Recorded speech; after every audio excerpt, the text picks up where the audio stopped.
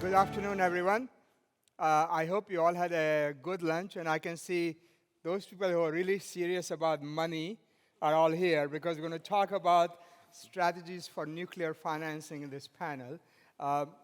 As you heard this morning, there is huge growth in nuclear anticipated. The pledge for 3 times nuclear by 2050, so that's a very big growth.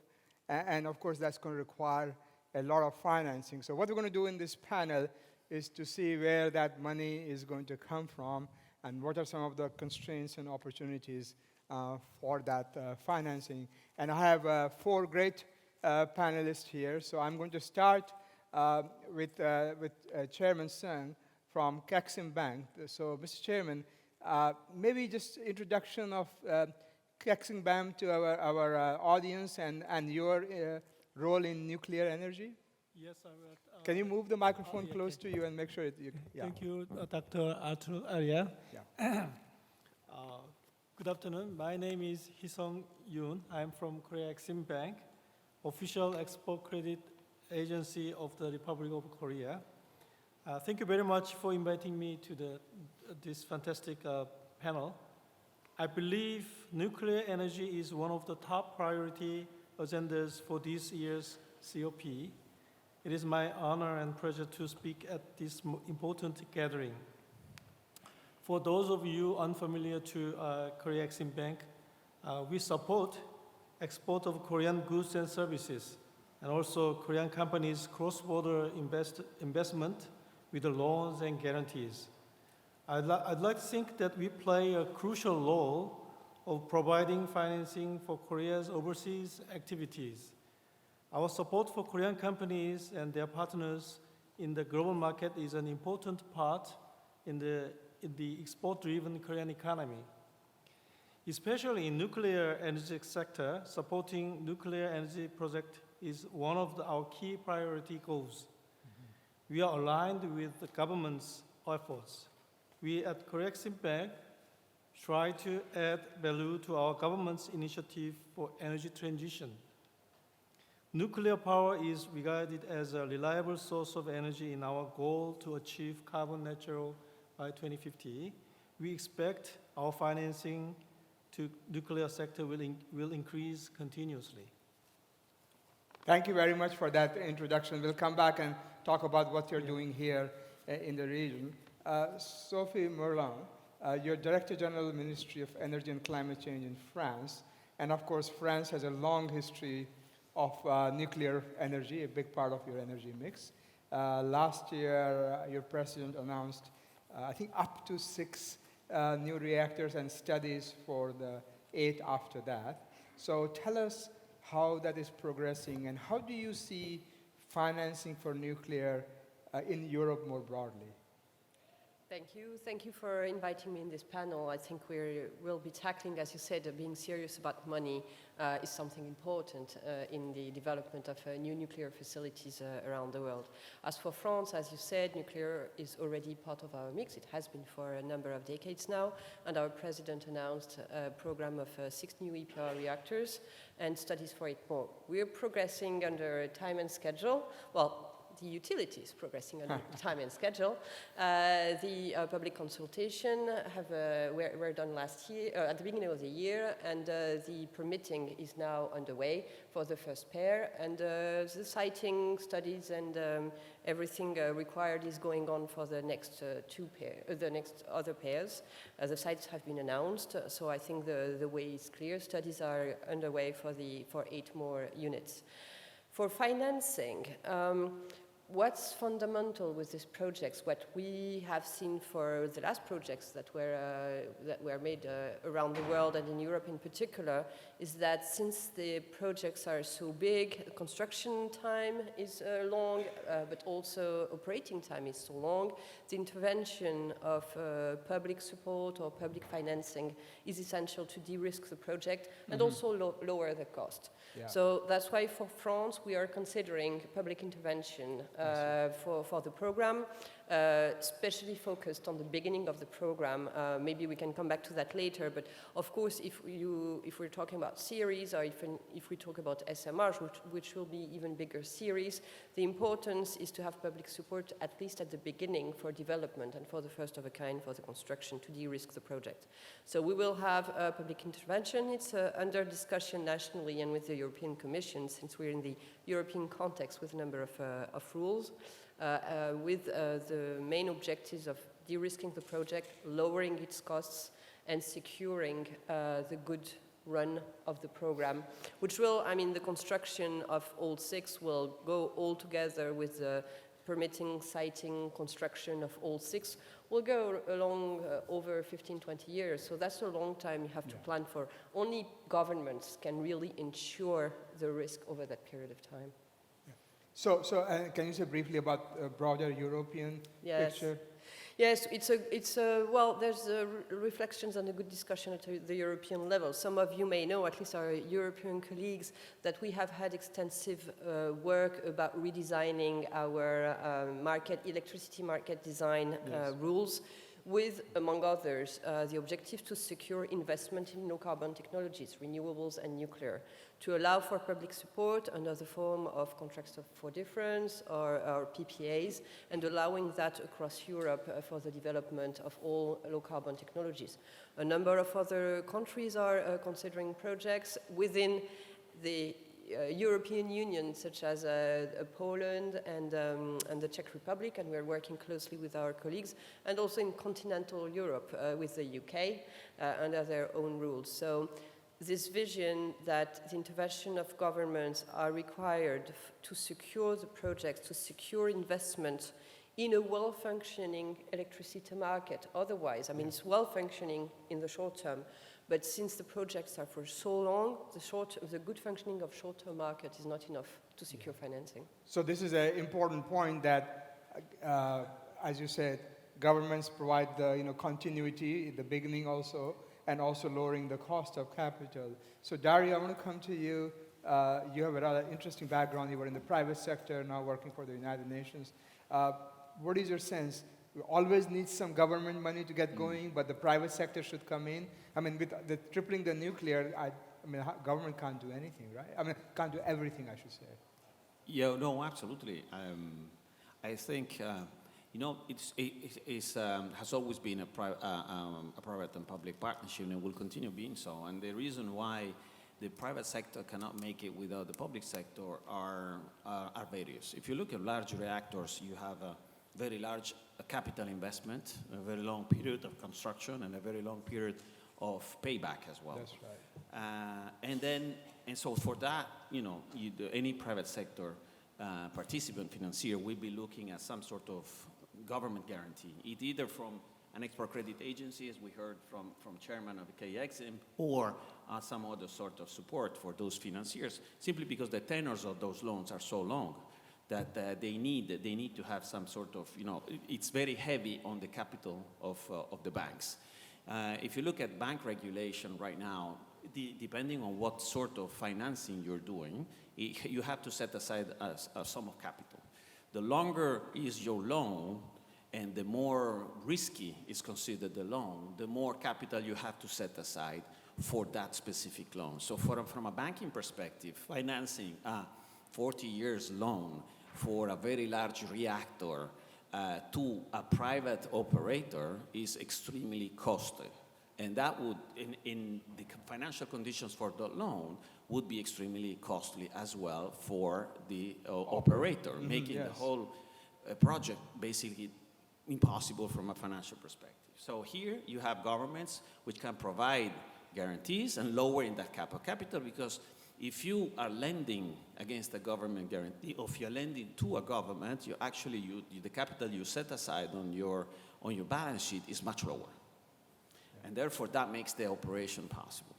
So that's the first thing. And if you're looking instead at small, modular reactors, for example, it's an innovative technology.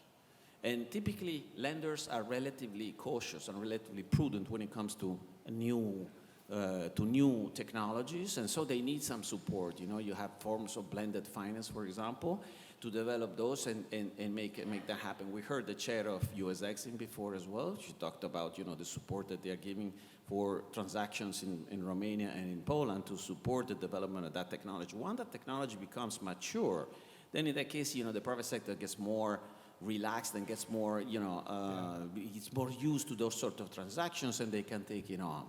So, and then lastly, you have to think about saying nuclear sector is a very specific sector, and many financiers, one of the things in a couple of previous lives that I had before, one of the issues that was out there was the unlimited liability clause, which weighs heavily on a financier, because obviously, because of the specific sector that you're dealing with.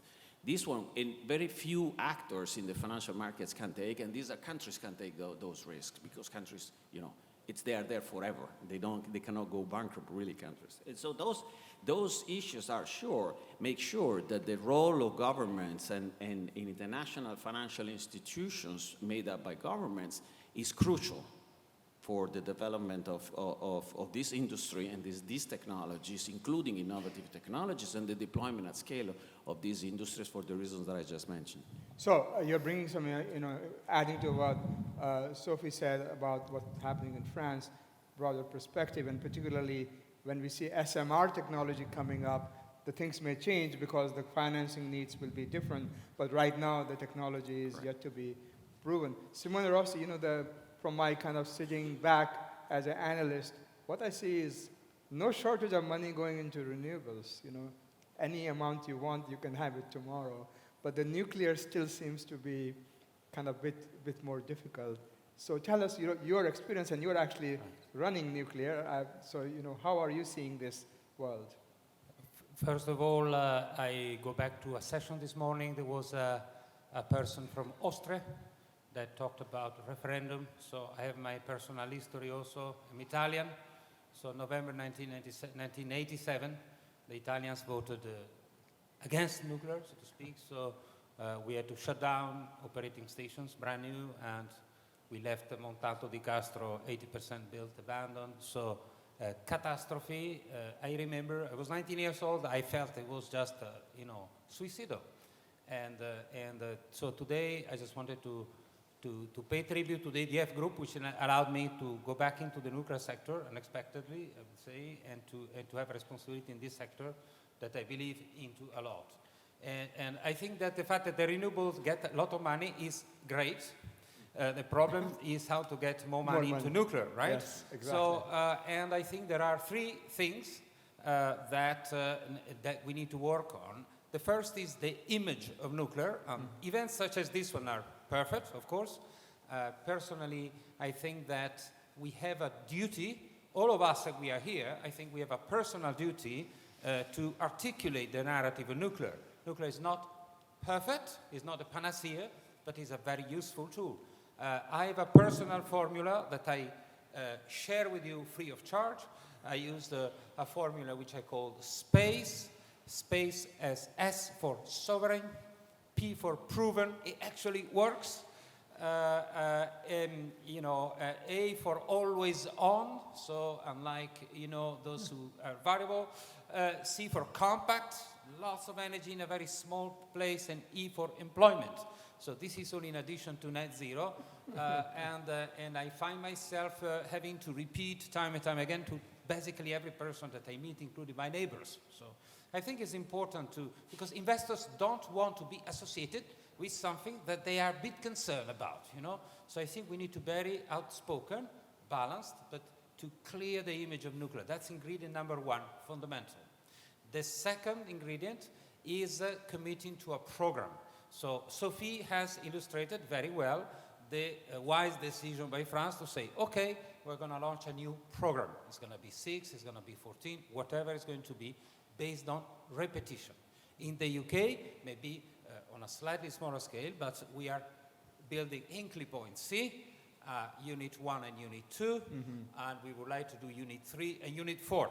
But they are elsewhere, so it's called Sizewell C, because we know and we understand in nuclear that once we have a design that is developed and built, and you repeat it, that's the key to improve So the investors today are scared because there are spotty track record, these projects, huge overruns, difficulties. It's very hard once you build a first of a kind, very, very hard. Once you get into repetition, you can improve your track record. So the program for me is essential to then get to investors to say, hey, please come. This is a repetition. This is a proven model. It's not something experimental that we do for the first time. The third ingredient, in my view, is actually how the country, the government, the hosting government, structures a package that works for investors. So here in the UK, we have been working, the UK government has, proposed a very innovative model that deals with some of the problems that Dario was highlighting. For example, it takes a huge amount of time between when you spend the money and when you begin to earn the revenues. The UK government has proposed a RAB system, revenue asset base, so you say, okay, let's treat it as an infrastructure investment, like if it was a transmission network, for example. That means that investors can already earn some returns during the construction period. It deals with one of the huge barriers to get into this investment. The UK government is also proposing a government support package that covers some peculiar risks that you were mentioning, for example, that we know investors cannot carry, but only countries can carry. So in this sense, what we are trying to test in the UK with the project of Sizewell C is a combination of this recipe, a new narrative for nuclear, a replica of an existing project, so a program or part of a program, and a package of the government that is more suited to the needs of investors. And we are very hopeful that this will lead to new injection of capital into nuclear. Yeah, so clearly, the landscape is evolving, and as the landscape is evolving, governments are thinking different policies. Sophie, can I come back to you very quickly? You mentioned the 6 plans, and when does the first one or the first 2 or 3 come online? What is the question about the time lag, right? Well, they will come online, the first ones will come online between 2035 and around 2035 or just afterwards. Planning is under audit by EDF and also by the government to make it as reliable as possible. So you see that in any case, and even in the fastest models that we can have around the world, it takes a number of years to permit and to build for the largest facilities. Therefore, to lower the cost and to ease financing, one of the points that Simone just mentioned, the fact that the schemes, support schemes, financial support schemes may include revenue during the construction phase is quite important. As was mentioned also before, since it's so long to build, it's a number of years, I mean, it's among the longest energy facilities to build. The financing cost can be really significant, and taking everything that it takes to lower the cost, because in the end it will be a cost for the operator, of course, but it will be a cost for the consumer. And part of our energy policies is to protect the consumer, households, and the competitivity of our economies. So lowering the cost of financing for these facilities is absolutely fundamental. Yeah. There's also a couple of things, if I may, that Simone mentioned that I wanted to come back to. Having the approach by program is some experience feedback that we have in France. Our existing fleet was built mostly in 15 years, around the 80s and early 90s, as a program, as a major program. And we see that the experience feedback from one unit to another, even when there were changes in design, was very efficient and allowed to, well, put online some years 4, 5, 6 units per year during the really major part of the program, with lower time of construction and allowing to be on cost and on time. Yeah. So this approach by program is very important, and the schemes, the financing schemes, should in any case focus on the beginning of the program. Hopefully then when as was said, when confidence and when trust for the investors, but also experience is built back by the industry, then it's easier. The expectation from the states then is for the industry to be there and to deliver on time and on track as much as possible. Another point is that there's a question of the first of a kind that Simone mentioned, but there's also the question of the first in a while. In Europe, we had few big constructions of any kind for a long time. So rebuilding the industrial capacity, rebuilding the skills, we know it takes some time. And France, the UK, the Czech Republic, our Finnish neighbors, we can build on the experience of each other to build these skills back, but it will take time. Yeah, let me bring Chairman you to this conversation because first of all, tell us about your experience in Baraka because it seems that the time was shorter in Baraka than our colleagues from Europe are talking about. So what was the magic you pulled and your vision for the future? Yeah. If I may briefly explain about Korea's expertise in nuclear power. Yeah. It has been more than 50 years since Korea utilized the nuclear energy domestically. Korea's first overseas construction and operation of a nuclear power plant, as you mentioned, was here in UAE. Not far from here, Dubai. Baraka nuclear power plant by Korean EPC company is near completion. I hear the construction is going well, going very well with the support from partners in the UAE. And Baraka nuclear power plant project is at the hands of a reliable, experienced company with technological expertise. KEXIM Bank takes great pride in providing the right financing for project that is safe and successful. Our financing for Baraka project amounted to $2.5 billion in total. Apart from this, there was a bridge loan amounting to $900 million to Korean Electric Power Company for its equity investment in the Baraka 1 company. We believe our financing to this project was crucial in supporting Korea's export of nuclear power plant, not only in terms of size, but also timing of our commitment.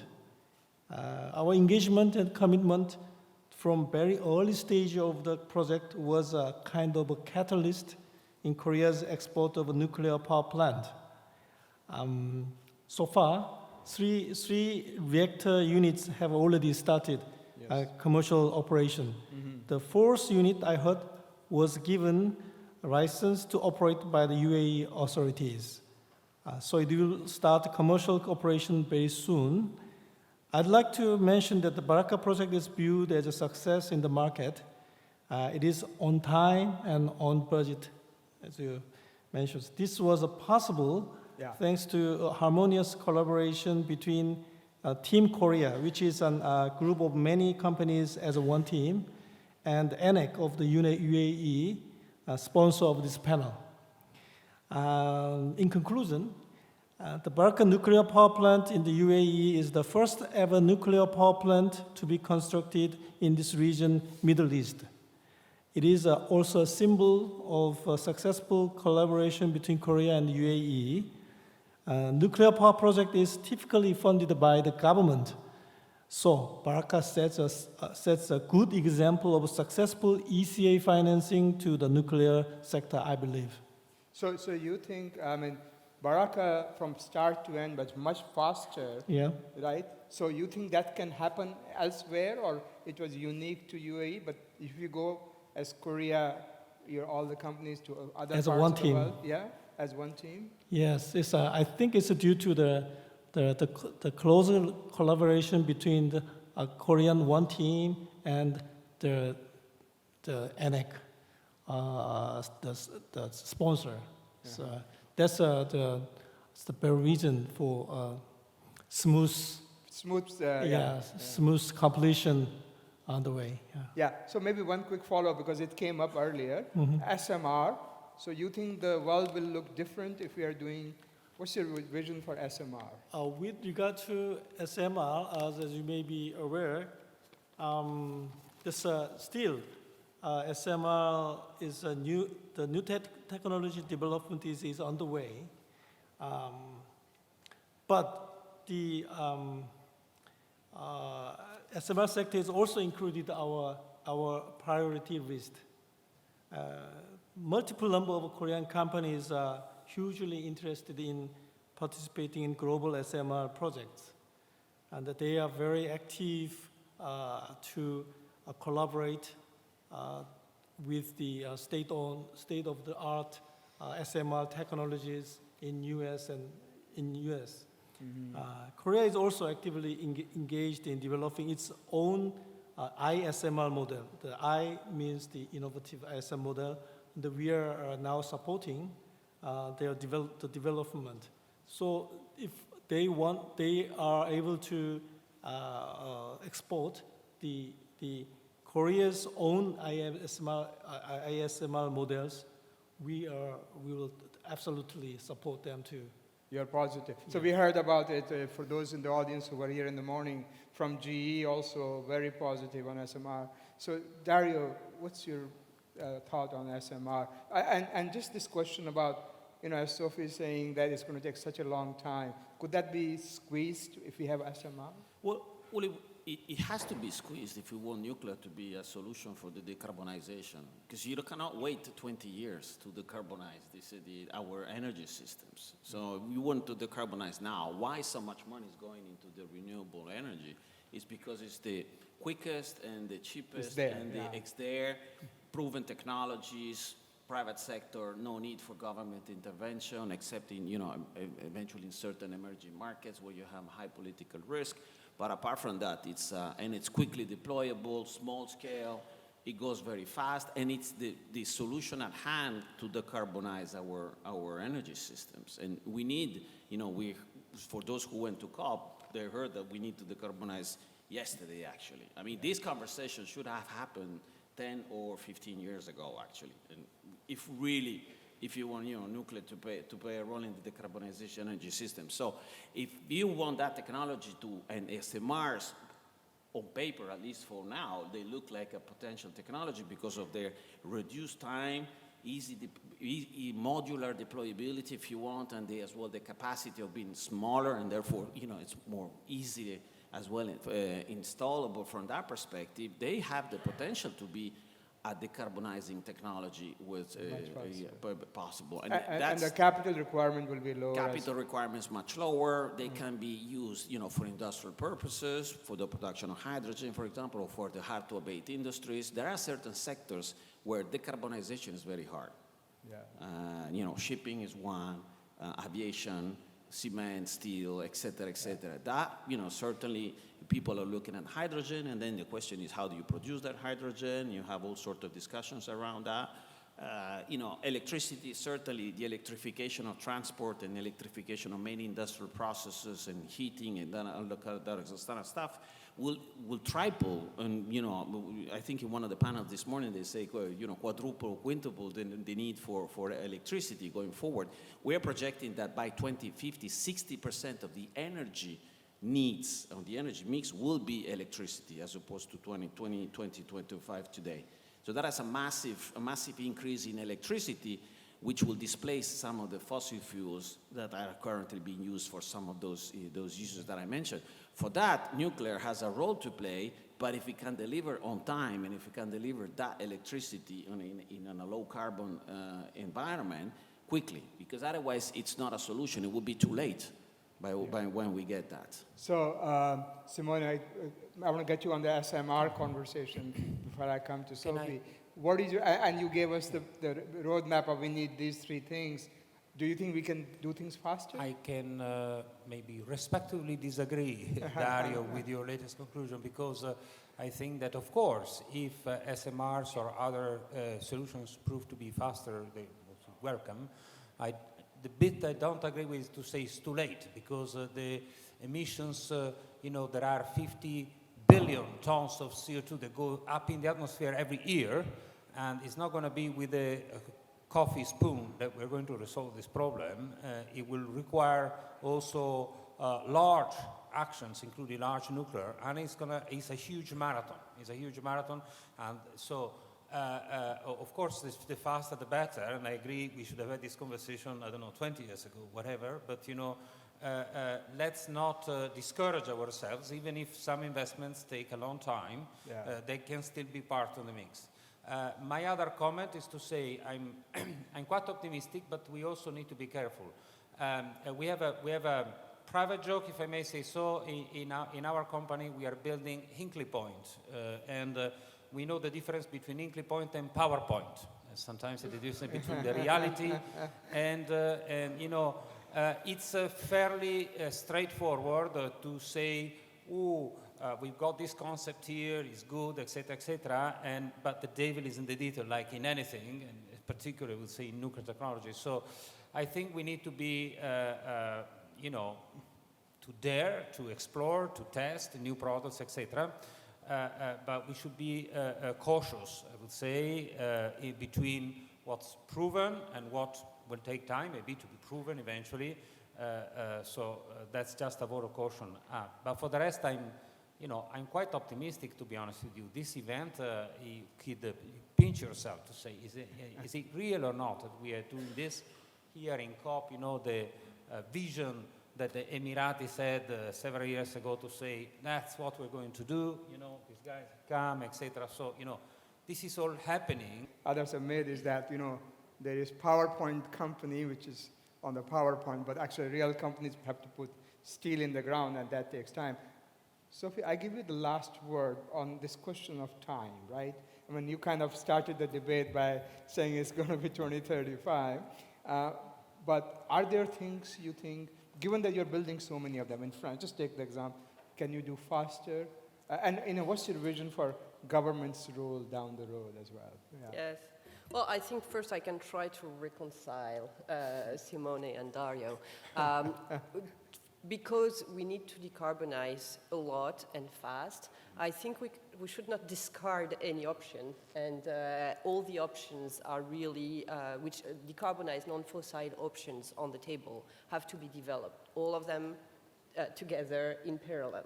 That's why in France we're investing in the program of 6 large EPR reactors, possibly 8 more, but we are also investing public support for the development of concepts of SMR, one which is quite advanced in its conception, a new word.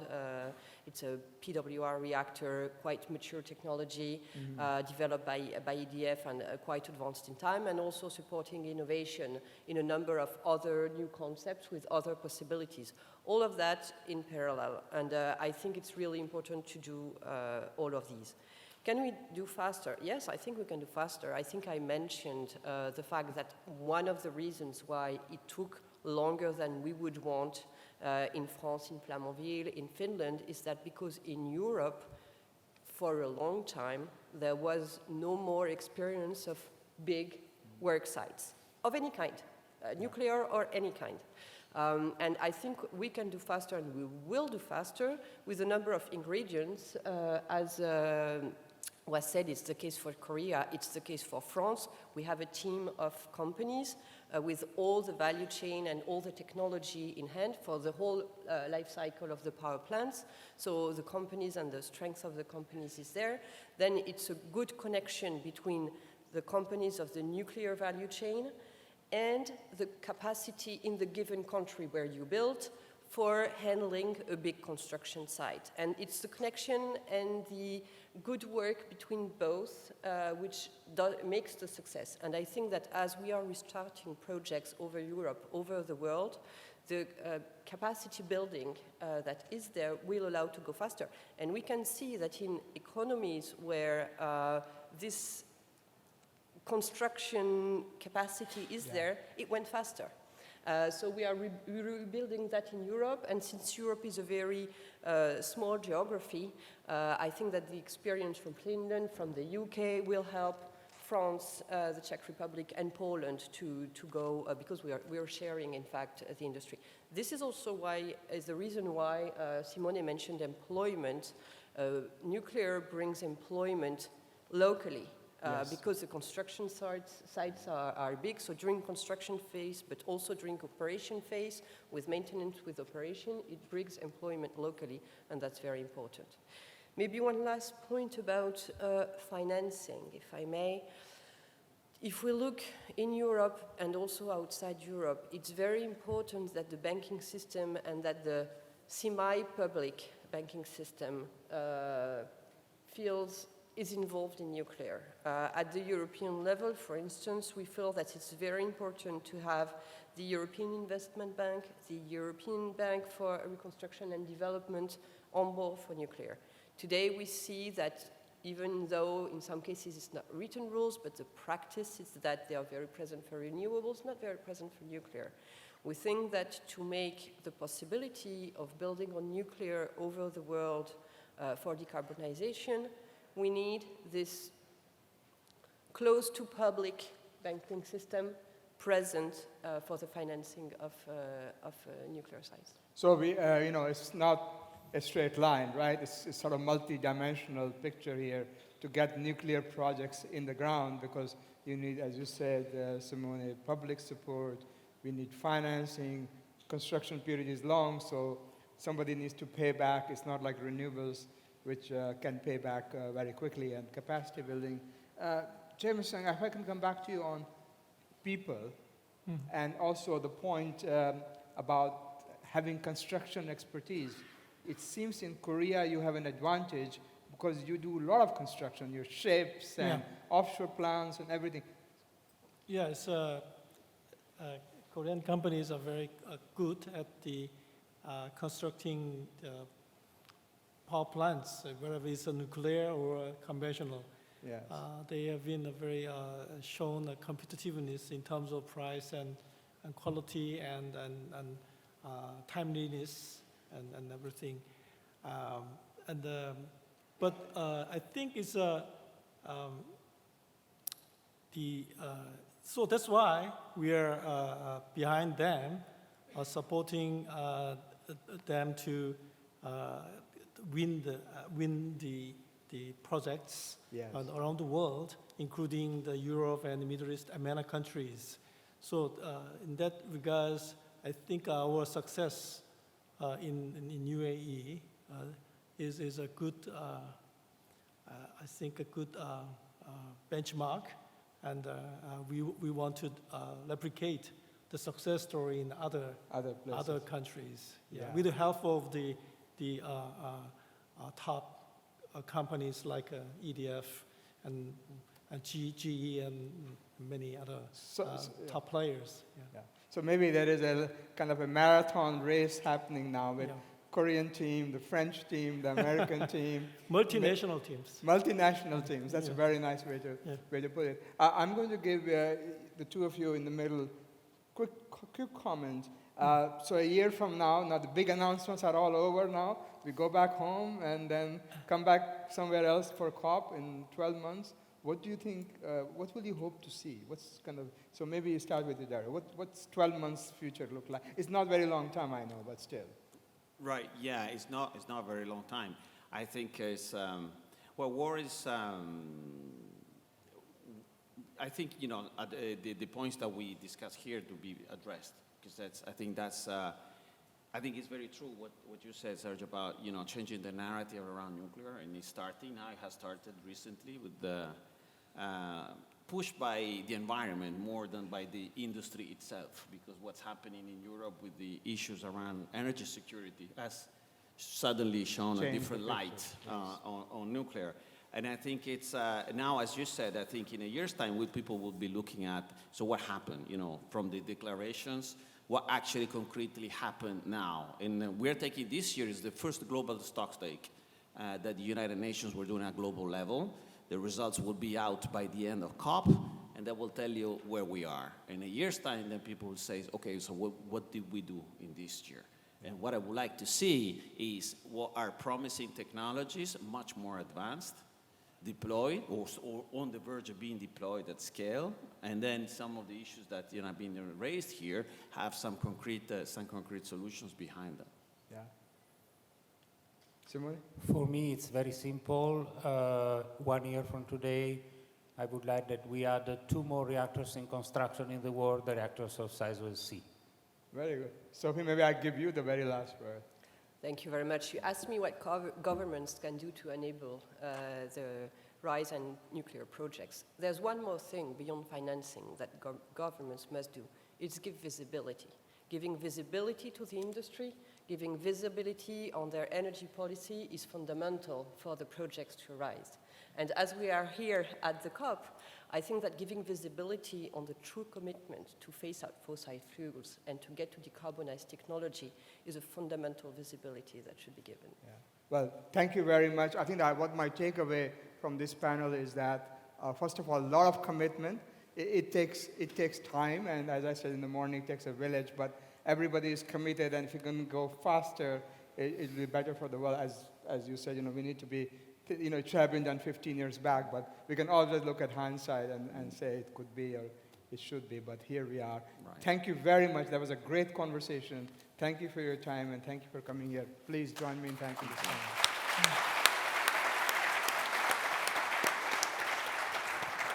Thank you.